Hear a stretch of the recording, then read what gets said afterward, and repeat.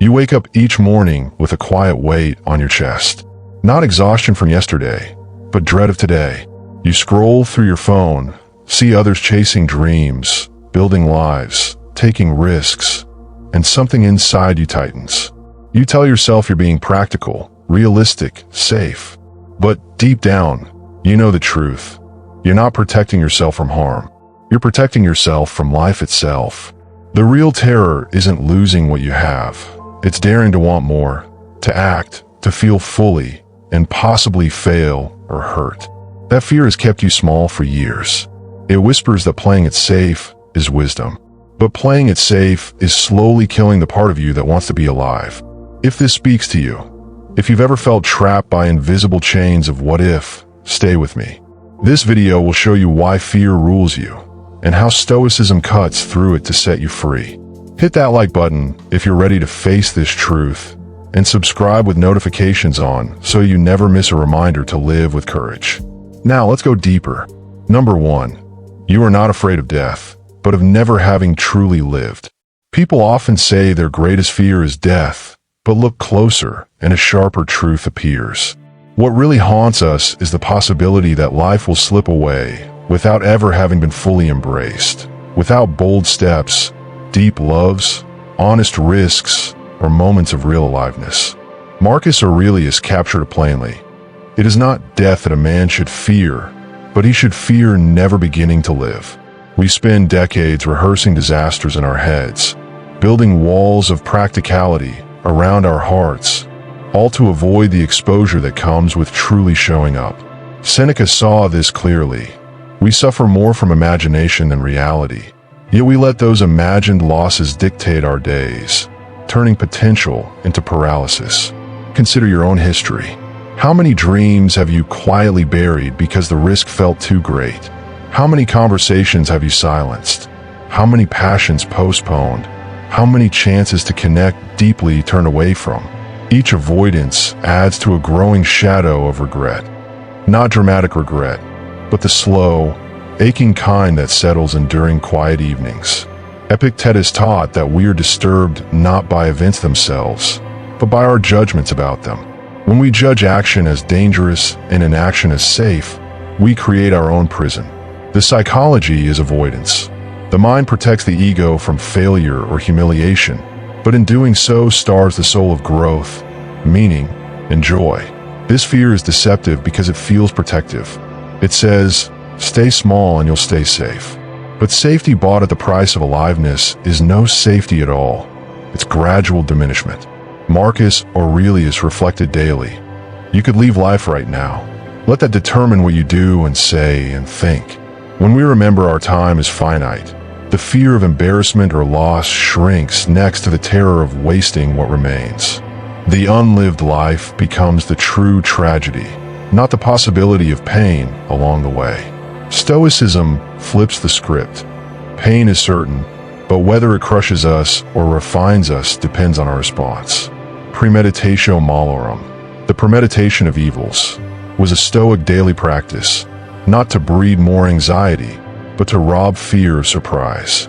You imagine the rejection, the failure, the grief, and then you see, life goes on. You endure, you learn, you continue. When the mind rehearses the worst and still chooses to move forward, fear loses its authority. It becomes just another sensation, not a commander. Modern psychology echoes this. Anticipatory anxiety thrives on avoidance. Exposure weakens it. The Stoic voluntarily faces small discomforts to build the muscle of courage. At its core, this fear clings to an illusion, a perfect and scathed self that never stumbles. But perfection is a fantasy.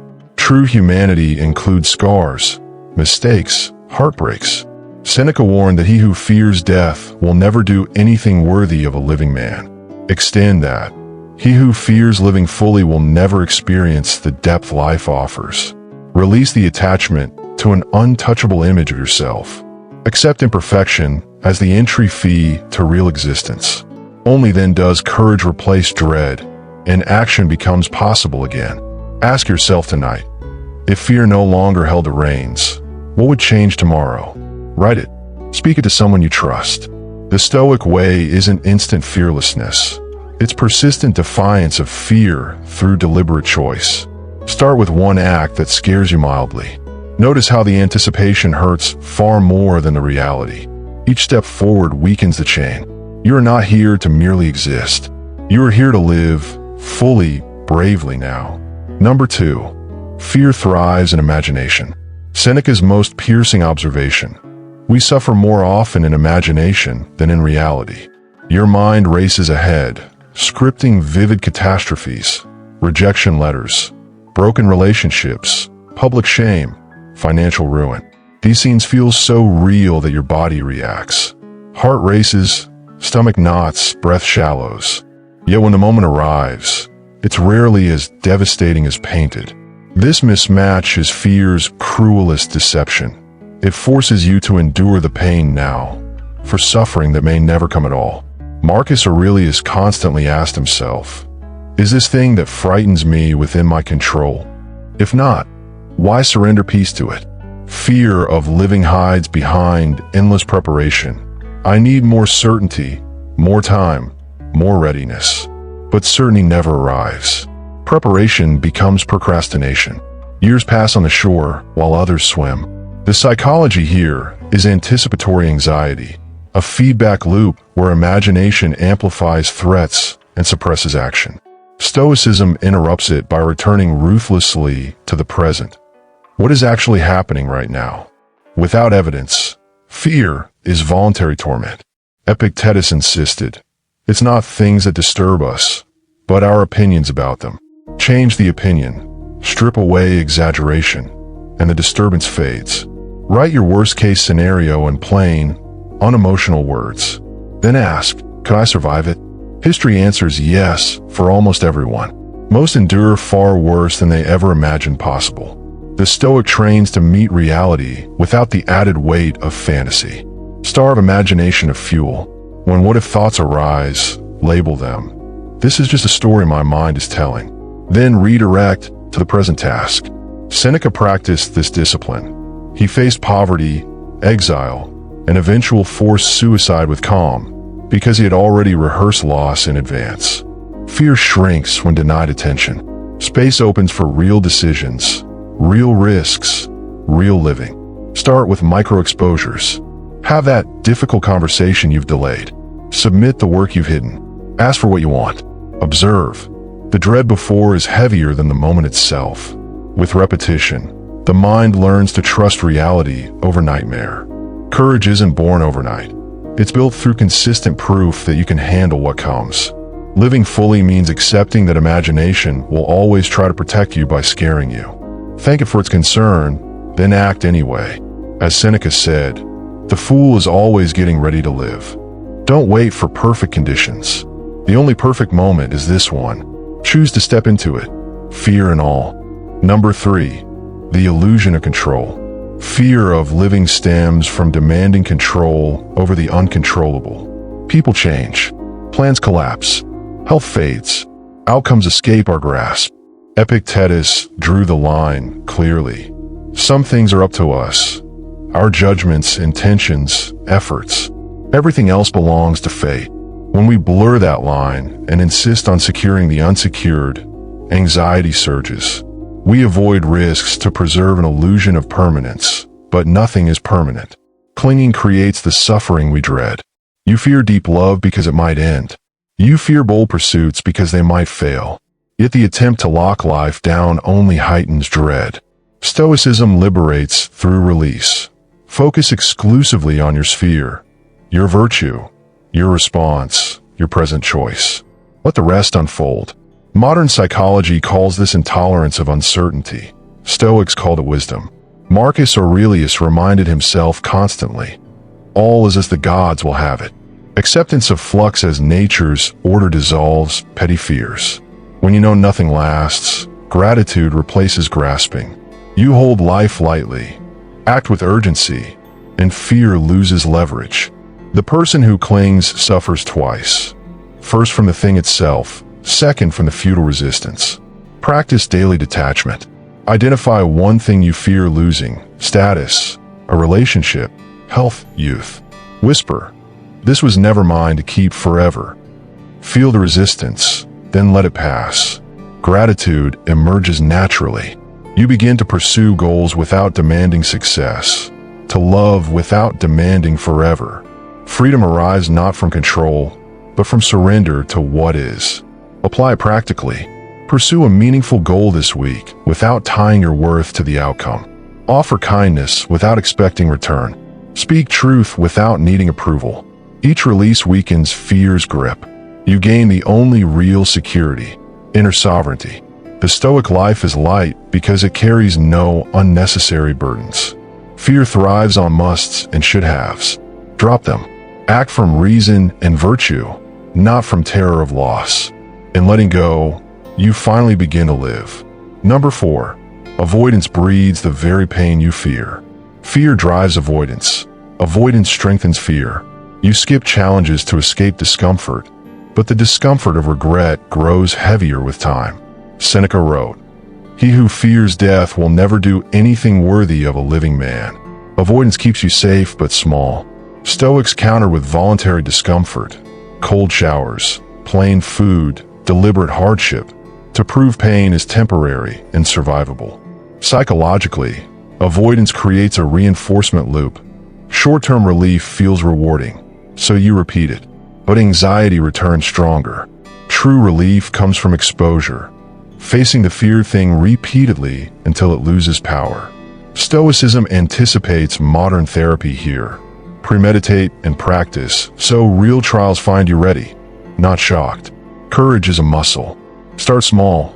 Cold calls, honest feedback, public expression. Accept the discomfort as tuition for growth. With each repetition, fear diminishes, confidence builds. Seneca endured exile and loss because he had trained his mind not to exaggerate suffering. Living fully requires discomfort. Meaningful relationships demand vulnerability. Worthwhile work demands risk. Personal growth demands leaving the familiar. The Stoic chooses discomfort deliberately, knowing it forges character. Fear no longer rules when you welcome what it warns against. Reflect honestly. What have you avoided that, if faced, would expand your life? Name it specifically. Plan one concrete step. Accept the unease as payment for aliveness. Track progress. Each victory rewires the brain. Discomfort becomes a signal of growth, not danger. Courage is not the absence of fear, it's action despite fear. The Stoic path is persistent defiance. Feel the fear, thank it for trying to protect you, then move anyway. Choose voluntary discomfort today. Tomorrow, fear will have less say. Number 5. You must live every day as if it were your last. Memento Mori, remember you must die, is Stoicism's sharpest tool against fear. Not to depress, but to awaken. Marcus Aurelius used it daily. Think of yourself as dead. You have lived your life. Now take what's left and live it properly. When death feels near, trivial fears evaporate. Time becomes precious, procrastination impossible. Seneca urged balancing life's accounts every evening. Make amends, express love, act virtuously today. Waiting for someday collapses when someday might never arrive. This awareness transforms fear into urgency, hesitation into decisive movement. Awareness of mortality sharpens priorities. You stop fearing judgment when wasting time feels worse. Virtue, courage, justice, wisdom becomes the only lasting security. Epictetus, I cannot escape death, but at least I can escape the fear of it. Evening reflection becomes ritual. What mattered today? Where did fear win? Adjust tomorrow. This habit aligns actions with deepest values, dissolving regret before it forms. True living is deliberate, not reckless. Pursue excellence, kindness, truth, not from FOMO, but from love of the good. Fear cannot dominate a mind anchored in purpose and presence. Close your eyes now. Imagine this as your final day. What fears would you release? What would you embrace with both hands? Carry that clarity into tomorrow. Fear may knock, but it no longer decides. You have chosen to live completely, courageously, right now. Number 6. The fear of vulnerability. One of the deepest reasons you hesitate to live fully is the terror of being seen, truly seen. Vulnerability means dropping the mask, showing your real wants, hurts, and hopes. It feels like handing someone a weapon. Yet Seneca observed that we suffer more in imagination than reality, and the imagined wound of rejection or betrayal often hurts far more than any actual betrayal ever could. You stay guarded to protect the soft center inside, but that guardrail becomes a cage, blocking connection, love, creativity, and growth, the very things that make life vivid. Marcus Aurelius wrote to himself, "Choose not to be harmed, and you won't feel harmed." The harm of vulnerability isn't automatic. It depends on your judgment. When you decide that another person's opinion can shatter your worth, you hand them power they never asked for.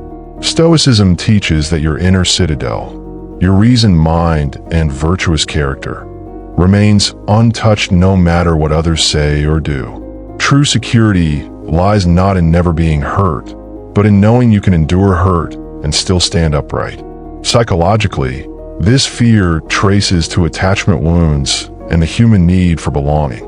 We evolved fearing exclusion because isolation once meant death. Today, that ancient alarm blares at emotional exposure. But the cost of perpetual armor is isolation anyway, only self-imposed. Epictetus reminded us, it is not events that disturb people, but their judgments about events. Judge vulnerability as weakness, and you shrink. Judge it as strength, the courage to be real, and life expands.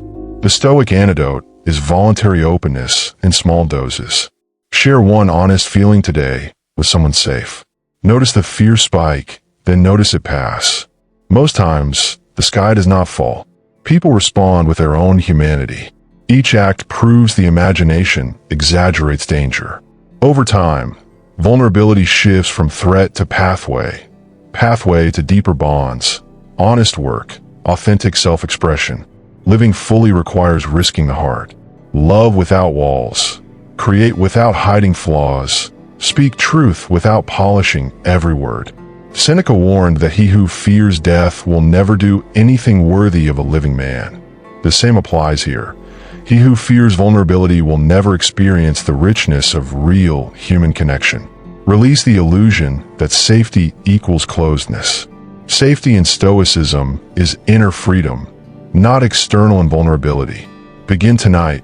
Identify one place you've been hiding, a feeling unshared, a dream unspoken, a boundary unstated. Take one small step to reveal it. Feel the discomfort, then feel the relief of authenticity. Fear may whisper retreat, but each honest moment weakens its voice. You are not made to hide. You are made to live openly, bravely, connected. Number 7, the fear of change. Change terrifies because it threatens the known. Even when the known is mediocre or painful, it feels safer than the blank page of what's next. You stay in the same job, routine, relationship, habits, not always from love, but from dread of uncertainty. Marcus Aurelius reflected, all is as the gods will have it. Nature is constant flux. Resisting change is resisting nature itself. And that resistance breeds anxiety far greater than any actual transition. Epictetus drew the line sharply. Some things up to us, others not. Your plans, environment, other people's actions, these belong to the not up to us. Clinging to them invites fear every time life shifts. Stoicism frees you by redirecting energy to what is yours. Your attitude toward change, your willingness to adapt, your commitment to virtue amid upheaval. When you stop fighting the inevitable, fear of the new loses fuel. Psychologically, this is status quo bias fused with loss aversion. We weigh potential losses twice as heavily as equivalent gains. The mind screams, what if I lose what I have? While downplaying, what if I gain something better? Seneca saw through it. We suffer more often in imagination than in reality. Most changes we dread turn out manageable, even beneficial. The real suffering is the anticipatory dread, not the event. Practice premeditatio malorum on change itself. Imagine your current situation ending. Job gone, routine broken, person leaving. Feel the sting, then ask, could I rebuild? Could I grow? History answers yes. You have survived every change so far. A Stoic trains to greet flux as teacher, not enemy. Each shift strips illusions and reveals resilience. Living means moving with life, not against it. Embrace small changes deliberately. New route to work, different meal, unfamiliar conversation. Notice how the discomfort fades faster than expected. Courage in change builds the muscle for bigger leaps. You stop fearing the unknown when you prove repeatedly that you can handle it. Ask today, what familiar thing am I clinging to out of fear? Name it. Then take one step toward letting it evolve. Update a habit. Explore a new interest. Allow a relationship to deepen or shift. Feel the fear. Thank it for trying to protect you, then act. Change is not loss. It is life unfolding. Meet it with open hands, and fear dissolves into curiosity.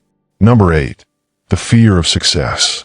Strange as it sounds, many fear succeeding more than failing. Success brings visibility, responsibility, expectations, change, things that feel dangerous. You procrastinate, self-sabotage, play small, not from laziness, but from terror of what more might demand or expose. Seneca noted, ignorance is the cause of fear. You fear success because you imagine it will break you, reveal you as fraud, or cost what you value. Marcus Aurelius urged, focus on doing what is right now, without attachment to outcome. When you tie worth to success or failure, both become threats. Stoicism unties them. Your value lies in effort and virtue, not results. Success then becomes neutral, a possible outcome, not a judgment on your being. Fear shrinks when winning no longer equals proof of worth. Psychologically, this is fear of success syndrome, rooted in imposter feelings, fear of losing identity, dread of higher standards. The mind prefers familiar mediocrity over unfamiliar elevation. Epictetus would call it a false opinion. Believing success harms rather than serves. Challenge the belief. Success often brings freedom, resources, impact, things that enable more virtuous living. Reframe success through Stoic lens. It is opportunity to practice greater virtue, generosity, justice, temperance on larger scale. Premeditate the downsides. More eyes on you, more demands, possible envy. Then see, you can respond with reason. You have handled pressure before. The imagined catastrophe rarely arrives. When it does, you endure. Take measured steps toward what you want. Allow small wins without self-sabotage. Notice the urge to undermine. Label it fear, then continue. Each completed task proves success is survivable. Living fully includes claiming your potential, not hiding from it out of dread. Reflect. Where have you pulled back from success? Identify one goal you've quietly undermined. Recommit today without demanding perfection. Act as if success is simply the next logical step, not a life-altering threat. Fear of winning fades when you see it as continuation of virtue, not elevation to peril. Dare to rise. Number 9. The fear of regret. Another silent thief of life is fear of regret. What if I choose wrong and spend years wishing otherwise? You stall decisions, career, relationships, moves, paralyzed by the possibility of future remorse. Yet Seneca taught, true regret comes not from action, but inaction. The paths not taken haunt more than the paths walked and learned from. Marcus Aurelius lived by, do what is necessary now. Waiting for perfect choice invites endless delay. Life is motion. Indecision is slow death. Stoicism accepts no choice is flawless. Fortune mixes good and bad. What matters is meeting whatever comes with courage and reason. Regret dissolves when you focus on virtuous response, not flawless prediction. Psychologically, this is maximization anxiety, seeking the best option forever. The mind catastrophizes missed opportunities while ignoring the cost of paralysis. Epictetus, men are disturbed not by things, but opinions. Opinion, Wrong choice equals ruined life. Reality: most choices are reversible, adjustable. Inaction rarely is. Use Stoic decision tool. Ask, is this in my control? Then, what virtue guides me here? Act from courage, wisdom, justice. Afterward, no second guessing, only forward responsibility. Premeditate regret. Imagine choosing, things going poorly, still standing. You will. That certainty frees you to move. Living means choosing amid uncertainty. Embrace that some regret is inevitable. Not because you failed, but because life is finite. Better regret of bold action than regret of safe inaction. Each choice becomes practice and acceptance. Today, face one delayed decision. List pros/cons briefly, then choose based on present values. Act. If regret visits later, greet it. I did my best with what I knew. Fear of regret loses power when you trust your reasoned self. Choose, live, learn. Regret becomes teacher, not tyrant. Number 10. The fear born of self-judgment. At the deepest layer, fear of living often stems from self-judgment. I'm not smart/strong/talented enough to try. You compare, find yourself lacking, then retreat. Marcus Aurelius countered, you have power over your mind, not outside events. Realize this, find strength. The harshest judge is internal. External criticism merely echoes it. Epictetus taught, it's not what happens, but how you interpret it. Interpret, I failed before, as, I'm worthless, and fear rules. Interpret it as, I learned, and courage returns. Stoicism demands you examine opinions ruthlessly. Most self-judgments are inherited stories, not facts. Challenge them. Psychologically, this ties to core shame and fixed mindset. Believing ability is innate, not grown. Fear protects fragile self-image by avoiding tests. But avoiding tests starves growth. Seneca, he who laughs at himself never runs out of things to laugh at. Lighten self-judgment with humor and compassion. Fear loses grip. Daily Stoic practice. Evening review without harshness. Ask, what did I do well? Where can I improve? No global verdicts on worth.